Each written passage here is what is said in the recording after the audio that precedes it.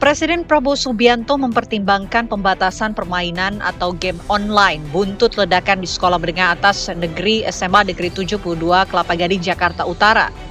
Prabowo menyoroti game online bersenjata seperti Player Unknown Battlegrounds (PUBG). Rencana Prabowo mempertimbangkan pembatasan game online bersenjata diungkap oleh Menteri Sekretaris Negara Mensesnek Prasetyo Hadi. Hal itu diungkapkan Pras seusai rapat terbatas dengan Prabowo di Kertanegara, Jakarta Selatan. Terima kasih karena penanganan terhadap korban cukup cepat, sangat cepat. Kemudian juga penanganan di TKP, penyelidikan dan sebagainya juga menggali informasi sangat cepat. Tetapi lebih daripada itu juga sekali lagi tadi beliau menekankan bahwa ini menjadi peringatan bagi kita semua. Jadi tadi beliau juga menyampaikan bahwa memang kita perlu menumbuhkan kembali kepedulian sosial, menghidupkan kembali kehidupan bermasyarakat kita. Beliau tadi juga membahas bagaimana Karang Taruna harus aktif kembali, pramuka harus aktif kembali. Kalau di lingkungan sekolah, bagaimana juga para guru dan tenaga pendidik harus lebih aware atau perhatian manakala ada sesuatu yang dirasa mencurigakan, termasuk beliau tadi menyampaikan bahwa kita masih juga harus berpikir untuk membatasi dan mencoba bagaimana mencari jalan keluar terhadap pengaruh-pengaruh dari game-game online, karena tidak menutup kemungkinan game-game online ini ada beberapa yang di situ ada hal-hal yang kurang baik yang mungkin itu bisa mempengaruhi generasi kita ke depan gitu. Prasetyo Hadi menambahkan, pemerintah berupaya mencari jalan keluar terbaik untuk mengatasi potensi masalah ini. Hal tersebut dilakukan demi memastikan lingkungan yang aman dan kondusif bagi perkembangan anak bangsa di era digital. Lantas, bagaimana langkah pemerintah dalam pembatasan game online? Lalu, sudah seberapa mengkhawatirkan game online bersenjata di masyarakat?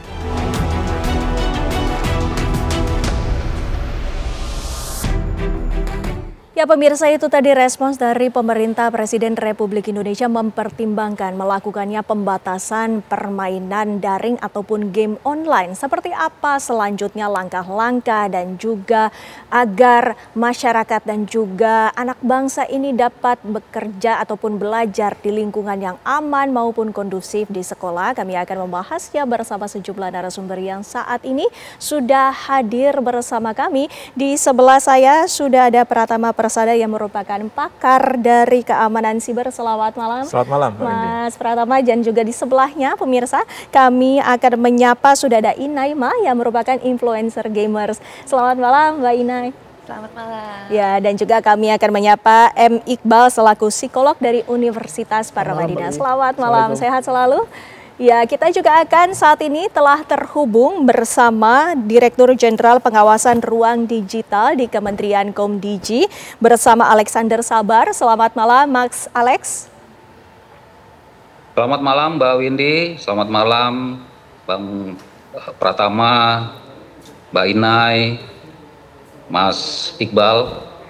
Ya, ini tentu Bapak-Bapak, Mbak, ini menjadi sebuah tanda kutip kita bisa lihat bahwa ini perhatian dari pemerintah yang kemudian kita bisa bahas lebih lanjut. Mas Alex, mungkin Anda bisa menelaah bagaimana pernyataan dari Presiden Republik Indonesia Prabowo Subianto mengenai adanya pembatasan dari permainan daring. Sesungguhnya bagaimana dari pihak Komdigi ini merespon tanggapan tersebut dan apa saja langkah-langkah yang kemudian telah dilakukan oleh Komdigi? Baik, Mbak Windy. Jadi Pak Presiden melalui Mensesnek sudah menyampaikan, dalam hal ini beliau menyoroti dampak negatif dari game online dan selain itu maraknya perundungan di kalangan pelajar setelah peristiwa di SMA 72 Jakarta.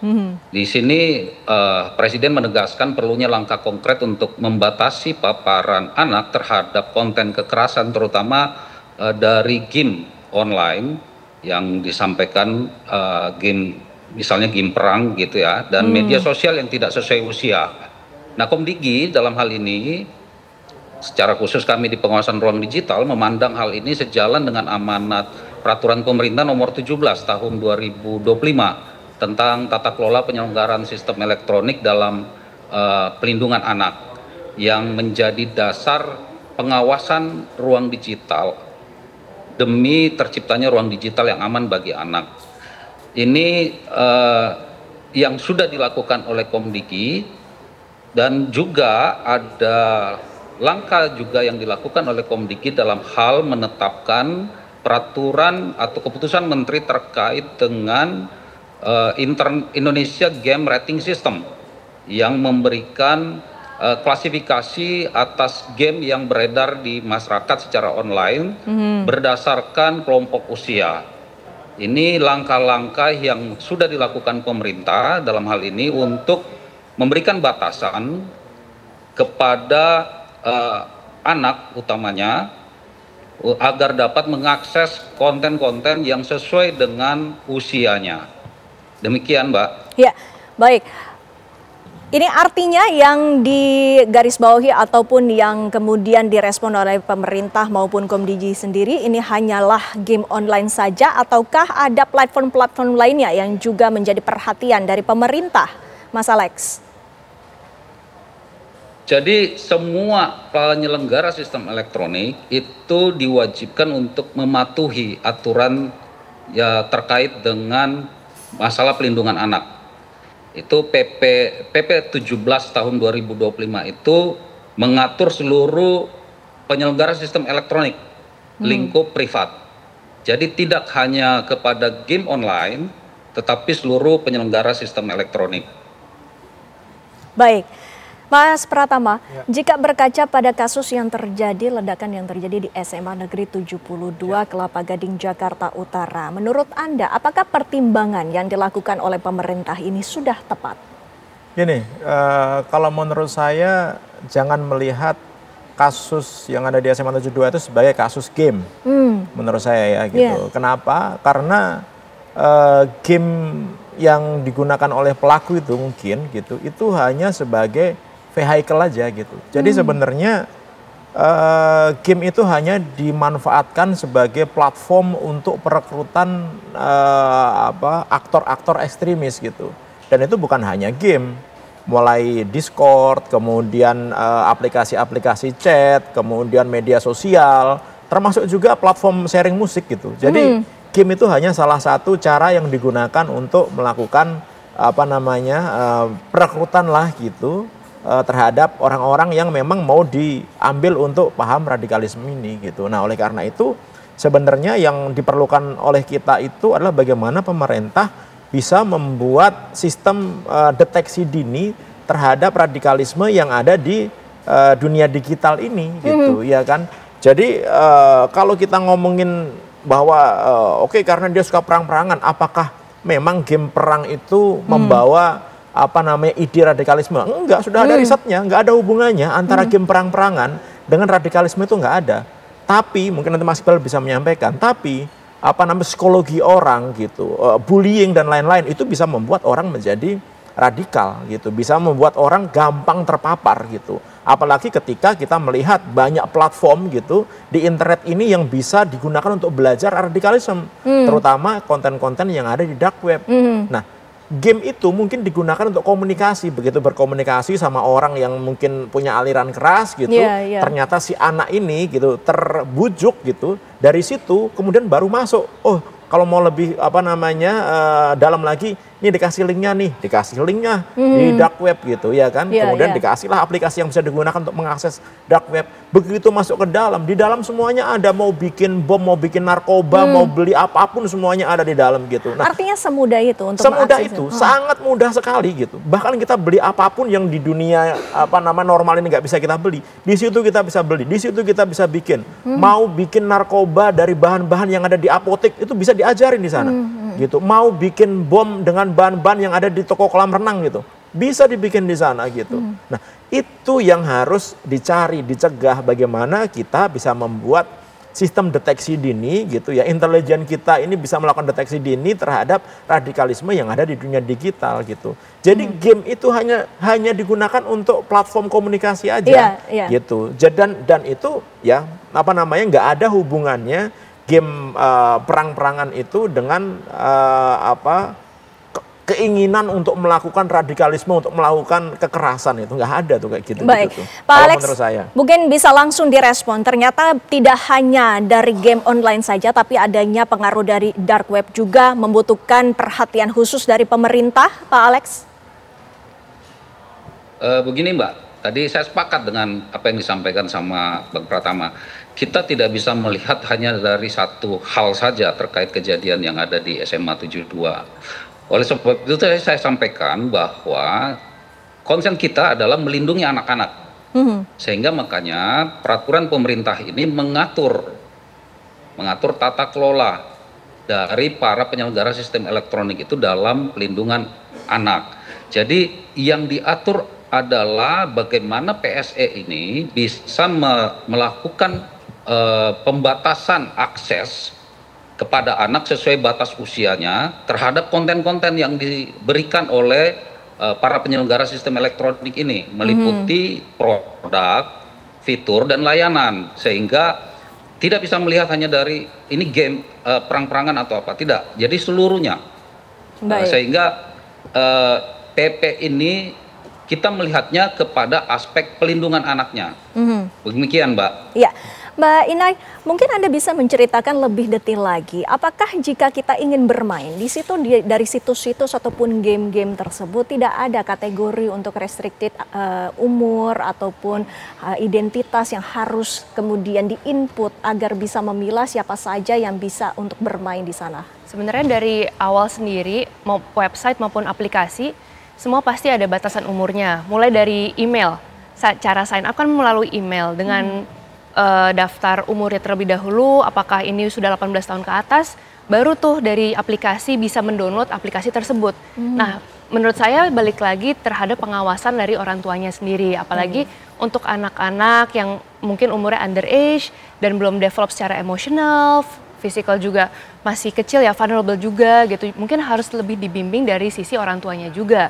Dan saya sebagai gamer sendiri, saya juga udah main game dari muda, tapi game-game yang saya mainin juga game-game yang umurnya sesuai gitu. Jadi emang banyak game yang strategi mengasah, dan even sekarang ada game-game yang emang strategi kayak chess.com, itu catur, itu pun udah dijadikan turnamen juga, dan itu emang mengasah kemampuan anak-anak.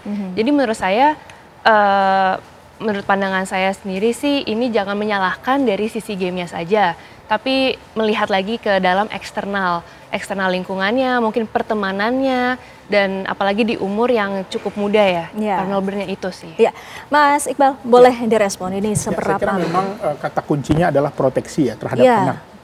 Kalau orang dewasa dia bisa milih, tapi anak dalam kasus ini adalah fenomena gunung es. Kenapa anak? Karena di dunia game itu tidak semuanya orang baik juga.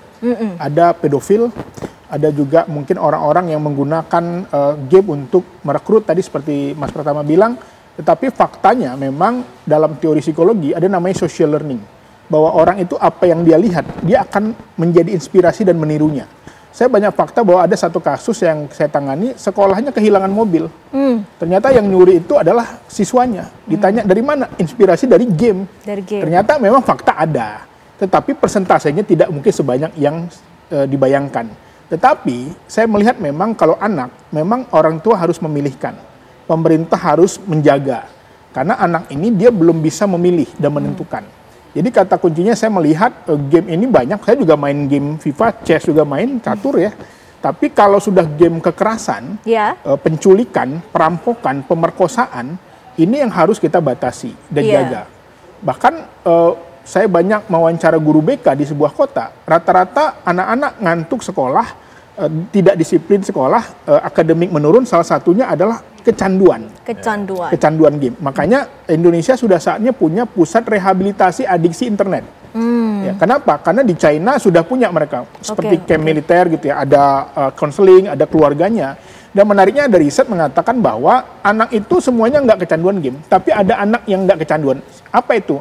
anak-anak yang orang tuanya harmonis. Oke. Anak-anak yang keluarganya mendukung, mensupport, hangat, bonding, itu menjadi anak-anak itu mudah bisa memfilter dan mencegah. Tetapi yang menarik adalah keseimbangan. Ini kata kuncinya. Mau jadi gamers, mau jadi apapun, ingat harus seimbang antara ruang nyata dan ruang maya. Maka solusinya adalah olahraganya digalakkan, pramukanya dihidupkan, pencipta alamnya dihidupkan, sehingga mereka tidak hanya berkutat di ruang maya, tetapi juga punya keseimbangan di ruang nyata. Baik, dalam kondisi anak yang seperti apa, yang rentan? Ya, anak-anak korban perceraian. Jadi kata kunci adiksi itu adalah kesepian sebenarnya, loneliness. Yang kedua, anak-anak yang orang tuanya tidak harmonis. Ya, ini penting juga, yang orang tua bercerai tidak harmonis. Ini membuat anak-anak mencari kompensasi. Dan yang ketiga adalah masalah kesehatan mental. Mereka-mereka yang menghadapi kecemasan, mereka biasa mencari kompensasi di dunia digital tadi. Jadi saya melihat kalau definisi WHO, sehat itu adalah orang yang bersosialisasi. Jadi harusnya kalau dia withdrawal personality, menarik diri dari lingkungan, itu sudah tidak sehat. Dan banyak teman-teman di games itu akhirnya tadi melupakan teman, melupakan keluarga, nggak mau bergaul. Ini jadi masalah. Harusnya main game oke, tapi ada batasan. Tapi ada saatnya dia bertemu masyarakat, ada saatnya dia juga olahraga. Nah, ini harus kita edukasi ke teman-teman gamers, karena gamers ini secara ekonomi luar biasa. Orang bisa mendapatkan uang, banyak teman, ya. Dan ini banyak terjadi ketika orang tua bekerja, anak kesepian, atau orang tua bercerai, masing-masing sudah menikah. Anak sendiri tinggal sama nenek atau om, dititip sama orang, dan game menjadi kompensasi yang terbaik bagi mereka. Baik, Mas Alex, sampai dengan saat ini Komdiji juga apakah sudah memiliki data? Jika iya, seberapa banyak mungkin data yang dimiliki oleh Komdiji yang memiliki unsur adanya bahaya atau beresiko tinggi? Mas Alex dijawab nanti, usai jeda kami masih akan kembali pemirsa. Selepas jeda pariwara berikut ini kami masih akan menghadirkan dialog kami.